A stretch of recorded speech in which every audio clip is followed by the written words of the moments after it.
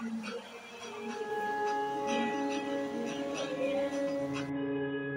tell me you're scared. You tell me you're weak. But I know you're stronger than what you think. And I know it's hard.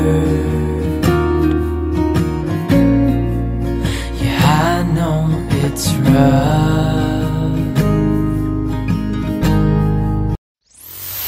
Ladies and gentlemen, you are listening to Life Well Lived by Omobola Stephen. It's an engaging and enlightening talk show on life, relationships, and the business of life. Grab a cup of juice and just chill. Life Well Lived by Omobola Stephen. Live life. Live fully. Again, my name is Omobola Stephen. Welcome to Life Well Lived by Omobola Stephen. Now, if you want to catch up with some of my missed episodes, you can go online, search for Life Well Lived by Omobola Stephen on any podcast distribution platforms and enjoy a worthwhile listening experience on the go. Or have a guest who is a performance coach, a lifestyle mentor, and a super dad. Come with me on Life Well Lived by Omobola Stephen, Dai Manuel. Hello. It's so wonderful to be here. An absolute honor. Thank you for the opportunity to connect with you and your audiences. And gosh, I love people that are just so enthralled with not only their passion and their purpose, but they just make it part of their everyday. And you're truly inspiring. It's wow. And you're hearing your intro there. So many different channels that you're active on. How do you manage all that? Oh, inner strength. You have an inner strength. You have the willpower. Then all things are possible. Absolutely. It all starts from within, huh? Yeah, that's right. No, that's right. Well, I guess it depends how you... Well, listen, that's a big question. I think that's one of those questions we're always asking ourselves. Who am I? Who am I? And, you know, I'm 44 years young and a dad of two beautiful teenage girls that are 15 and 17. And been dating my wife now for over 20 years. Those are the titles that mean the most to me. But as far as what I do on the day to day and how I contribute to the world, or at least I try to every day, is by helping people facilitate transformations, you know, through their own lives. And that comes through lots of different ways: fitness, nutrition, mindset, really just redefining one's internal mechanisms, right? Like we all have so much stuff going on in our lives and in our heads. And gosh, look at the world today, what we're facing with the pandemic. And I mean, there's always something happening. So how do we learn how to slow down and just focus the attention inwards and say, hey, well, who do I want to be? What really matters to me? And how do I live a life that allows me to really live into that, but thrive within it? And these are often questions that we just don't sit down and ask ourselves. So I like to just put the question out there to people, you know, like, what is it that you want with your life? And this is what happened to me a number of years ago. And I exited a career of 17 years and just started to redefine what it was that makes me happiest and makes my family happiest. And really just trying to grow as a person, as a man, as a human being. And so that's a little bit on me. Obviously, there's a lot of backstory there, but yeah. Oh, that's right. That's right. Right. So I need you to tell me more about the Vipassana, the silent meditation. Yeah. Well, you know, I'm a big believer that, especially from a stress management standpoint and mental health, right? Like to really turn the focus inward, because most of our lives were spent just looking and experiencing the world around us from our perspective, but we rarely turn our perspective inward. You know, I know from the first 30 odd years of my life, I focused on everything that was outside of me. I was trying to control situations and trying to create certain things in my life. And rather than actually just sort of turning my vision inward to say, well, who am I as a person? What are the things that matter to me? What are my values? Am I living into these values? How am I contributing to the world? How am I making it a better place? You know, these kind of internal questions I started to ask. And I discovered that meditation was a wonderful way to focus on that. And I was not someone that had a very regular meditation practice. I do practice mindfulness as much as I can, but real meditation, sitting and just focusing on the breath and just trying to empty oneself of all those other attachments to just be present in the moment, I struggled with. And I had a number of mentors and people that I started having conversations with. And I believe the universe was just trying to tell me, hey, there's this thing out here called a Vipassana, and it's a form of meditation. It's believed that was the same meditation style that Buddha did 2,500 years ago when he went from Siddhartha to becoming the Buddha, the enlightened one. It was believed that this is the same sort of meditation practice that he used. And so it's a nonprofit organization. It's all based on volunteers and donations, but Vipassana centers are all around the world, and they open their doors welcoming people to come in and do various silent retreats where you get to basically live like a monk for a period of time. So I was like a monk for 10 days where, you eat one meal a day. There's no contact with anybody, no conversation, no physical activity, no writing, no electronics. All you do every day is you meditate, and they teach you a style, and they create that space. It was one of the most challenging things I've ever done, ever. And, but it was also one of the biggest, most impactful and influential things I've ever done, because coming out of that 10 days of sitting on a pillow, literally from like 4:30 in the morning till 9 at night, meditating every day for 10 days, you can't help but get very aware of what's going on in these minds of ours. Yeah. That's right. And become more aware of yourself. Yes. Right. Yeah. And I realized that my mind is very noisy. very noisy. A lot of things going on there. We all do. What healing strategy do you have for such a client who's dealing with stress?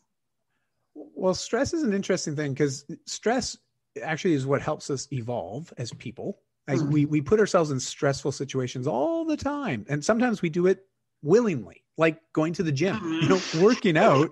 It's stressful.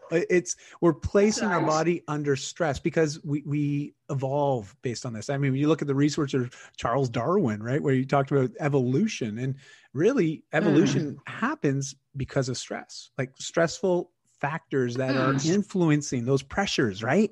And we often hear about this, and we call it the we have our zone of comfort, and then we have that zone outside of our zone of comfort. And they often say, a lot of the coaches and the gurus of the world will tell us that no real growth happens until we go outside of the comfort zone. We go into this place that there's a lot of fears, a lot of stress, a lot of worries. And so it's learning how to do it and navigate that in a healthy way. And because a little bit of stress is a good thing, but constant stress, chronic stress, I mean, World Health Organization says it's truly the major crisis of our generation. One of the most influential things that's causing premature death and cardiovascular and a number of other diseases is linked to chronic stress. So when people come to me, I'm like, that's right. Stress is always there. But creating things that help us reduce the impact of stress on our lives every day is a good thing. So exercise is a wonderful way to positively manage stress. Meditation, but more specifically, something that we do every day, and we need to do it because it helps us survive and thrive, is what we eat. If you have a diet high in refined sugars and high in sugary carbohydrates, right? Really refined products, overly processed products, this creates a whole mess of reactions, chemical reactions in our bodies, and it can affect our energy and our mood. And this also creates internal stress for our bodies. So there's so many different things that we can do, but I always tell people, just pick one thing. Pick one thing and do that consistently, get some wins, get some confidence in yourself that you can do this, and see yourself doing it, see the results coming, because then you can start to layer in other habits to become part of your lifestyle. That's right. Yeah. So it's little baby steps at first is what I always recommend. Don't try to do everything all at once. Thank you for that. Yeah. Oh, that's right. Oh. One of my guests once told me that the heart is meant to survive and not to make you happy. I'm just pondering over that. Yes.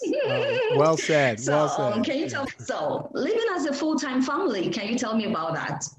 Sure. How's it been like? Yeah. Well, I was working in a career. I was a co-founder of a company that was in retail predominantly. So we sold fitness equipment, accessories, and did that for 17 years. And I really enjoyed it. And it provided my family and I with a very wonderful lifestyle and some great opportunities, amazing friends and communities. But, as time went on and as I started to ask some of those questions, like, who am I? Who do I want to be? What kind of life do I want to live? What makes me happy? Like when I actually started to ask myself those questions, I started to realize that the path that I was on wasn't going to allow me to really go after some of my other dreams and ambitions and goals in life. Like I wanted to travel. I wanted to be with my family more as my kids were getting older. And so I started to realize, well, this path that I'm on, this career that I'm in isn't going to allow for that. And I didn't want to be that person 20 years later, reflecting back, as my kids are starting to have their own kids and I'm becoming a grandpa, and I'm thinking, man, I really wish when my kids were younger that we took the opportunity to travel together, to experience the world together. I didn't want to have that regret. So I did something that was a little bit scary. I quit my career. I quit. And then my wife quit hers a month later. And a few months after that, we pulled the kids out of school. We gave away all our stuff. We packed up an SUV and we just started traveling. We headed down to the States, traveled around the US for a while. We traveled around Canada. And then eventually we went overseas. And we lived in Bali, Indonesia for 2.5 years before relocating back to Vancouver. So we were away, basically living as a full-time family for 5 years. We had a lot of time together. And with all that time together, you get to know each other pretty well. It was a lot of fun, a lot of growth, a lot of learning. Yeah. So, and now we're back in Vancouver because my kids are of the age where they want to graduate high school, but they want to graduate back home, which is Vancouver, Canada. So here we are. We're back in Canada, and we moved back right before COVID happened. So it's amazing how things just work out. Timing was great. Great. Now let's seeking a life that is free of addiction. It started with a choice, right? Going by one of your cards. So can we talk about it?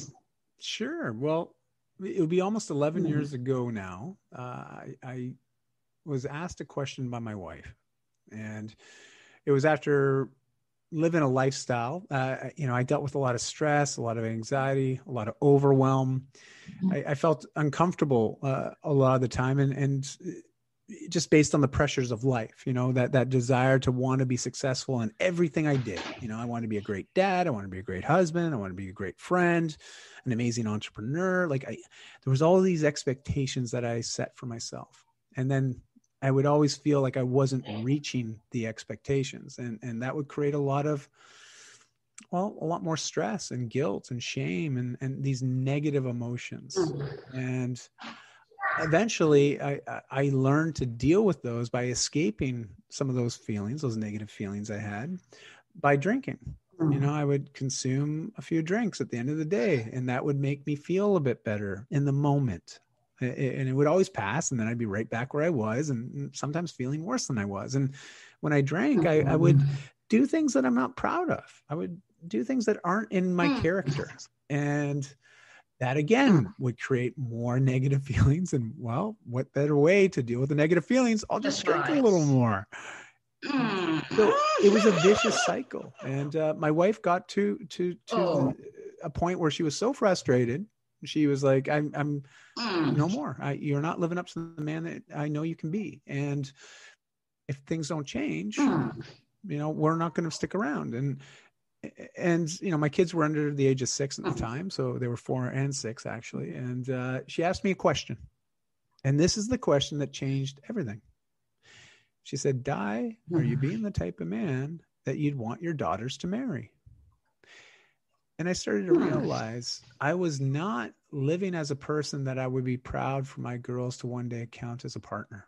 I was not being a role model for them on what a man can be.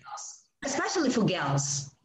Yeah. Well, it's important for them to see, because I know I'm their first real significant male figure in their lives. That's right. Absolutely. And I need to model what being a great man really looks like. But I didn't really know what a great man was. What did that mean? It's so subjective. It's not like you can open a book and say, here's the definition of what a great man is. This is what you have to do. There's no user manual. And so you sort of have to put yourself into that process of growth and learning. And so at that moment, I realized she was absolutely right. And I made a decision that day and a commitment to my family, but more importantly, a commitment to myself that I would go 1 year without drinking.